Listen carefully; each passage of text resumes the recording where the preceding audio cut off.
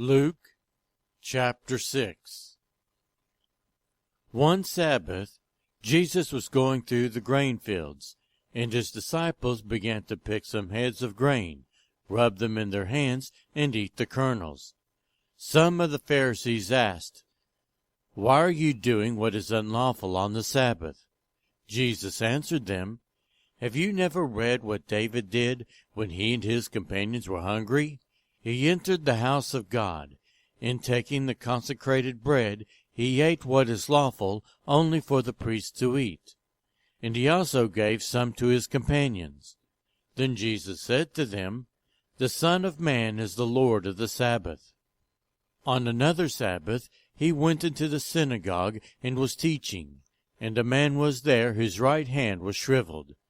The Pharisees and the teachers of the law were looking for a reason to accuse Jesus, so they watched him closely to see if he would heal on the Sabbath. But Jesus knew what they were thinking, and said to the man with the shriveled hand, "Get up and stand in front of everyone." So he got up and stood there. Then Jesus said to them, "I ask you, which is lawful on the Sabbath, to do good or to do evil, to save life or to destroy it?" He looked down at them all, and then said to the man, "Stretch out your hand." He did so, and his hand was completely restored. But the Pharisees and the teachers of the law were furious, and began to discuss with one another what they might do to Jesus.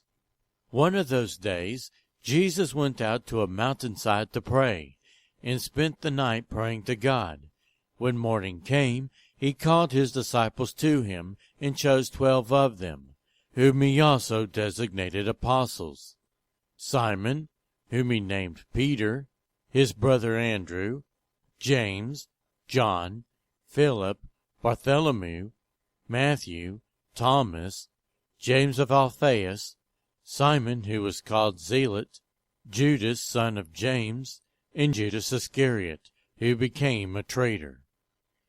He went down with them and stood on a level place. A large crowd of his disciples was there, and a great number of people from all over Judea, from Jerusalem, and from the coastal region around Tyre and Sidon, who had come to hear him and to be healed of their diseases. Those troubled by impure spirits were cured, and the people all tried to touch him, because power was coming from him and healing them all. Looking at his disciples, he said, "Blessed are you who are poor, for yours is the kingdom of God. Blessed are you who hunger now, for you will be satisfied. Blessed are you who weep now, for you will laugh. Blessed are you when people hate you, when they exclude you and insult you and reject your name as evil, because of the Son of Man. Rejoice in that day and leap for joy, because great is your reward in heaven. For that is how their ancestors treated the prophets. But woe to you who are rich, for you have already received your comfort. Woe to you who are well fed now, for you will go hungry. Woe to you who laugh now, for you will mourn and weep. Woe to you when everyone speaks well of you, for that is how their ancestors treated the false prophets. But to you who are listening, I say, love your enemies, do good to those who hate you, bless those who curse you, pray for those who mistreat you. If someone slaps you on one cheek, turn to them the other also. If someone takes your coat, do not withhold your shirt from them. Give to everyone who asks you, and if anyone takes what belongs to you, do not demand it back. Do to others as you would have them do to you. If you love those who love you, what credit is that to you? Even sinners love those who love them. And if you do good to those who are good to you, what credit is that to you? Even sinners do that. And if you lend to those from whom you expect repayment, what credit is that to you? Even sinners lend to sinners, expecting to be repaid in full. But love your enemies, do good to them, and lend to them without expecting to get anything back.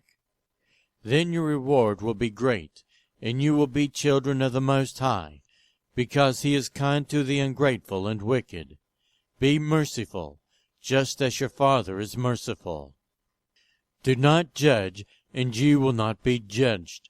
Do not condemn, and you will not be condemned. Forgive, and you will be forgiven. Give, and it will be given to you. A good measure, pressed down, shaken together, and running over, will be poured into your lap. For with the measure you use, it will be measured to you. He also told them this parable. Can the blind lead the blind? Will they not both fall into a pit? The student is not above the teacher, but everyone who is fully trained will be like their teacher. Why do you look at the speck of sawdust in your brother's eye, and pay no attention to the plank in your own eye? How can you say to your brother, Brother, let me take that speck out of your eye, when you yourself fail to see the plank in your own eye? You hypocrite! First take the plank out of your eye, and then you will see clearly to remove the speck from your brother's eye. No good tree bears bad fruit, nor does a bad tree bear good fruit. Each tree is recognized by its own fruit. People do not pick figs from thorn bushes, or grapes from briars. A good man brings good things out of the good stored up in his heart, and an evil man brings evil things out of the evil stored up in his heart. For the mouth speaks what the heart is full of. Why do you call me, Lord, Lord, and do not do what I say? As for everyone who comes to me and hears my words and puts them into practice, I will show you what they are like. They are like a man building a house, who dug down deep and laid the foundation on rock. When a flood came, the torrent struck that house, but could not shake it, because it was well built. But the one who hears my words and does not put them into practice is like a man who built a house on the ground without a foundation. The moment the torrent struck that house, it collapsed, and its destruction was complete.